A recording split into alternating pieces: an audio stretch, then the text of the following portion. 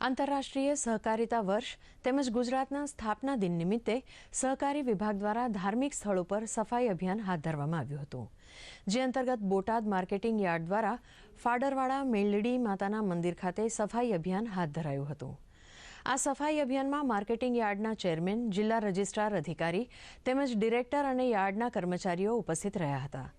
સૌને ધાર્મિક સ્થળ ઉપર સફાઈ રાખવા માટેનો સંદેશ પણ આપવામાં આવ્યો હતો।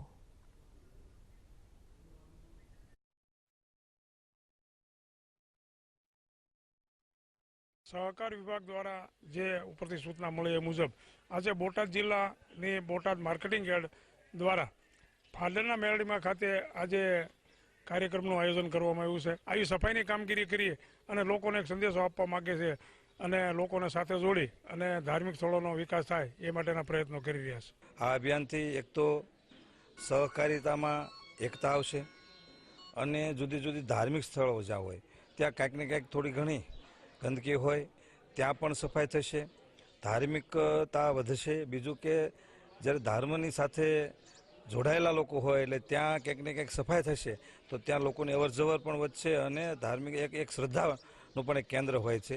એટલા માટે આ ધાર્મિક સ્થળો પસંદ કરવામાં આવે। જ્યાં પૂજા કરીએ છીએ ત્યાં કોઈ પણ પ્રકારનો કચરો ના નાખીએ, પ્લાસ્ટિક ના નાખીએ અને ધાર્મિક સ્થળોની સાથે સાથે આપણે પૃથ્વીની પણ સાફ સફાઈ થાય અને એને સ્વચ્છતા જળવાય એ મારો સંદેશ છે આજના દિવસે।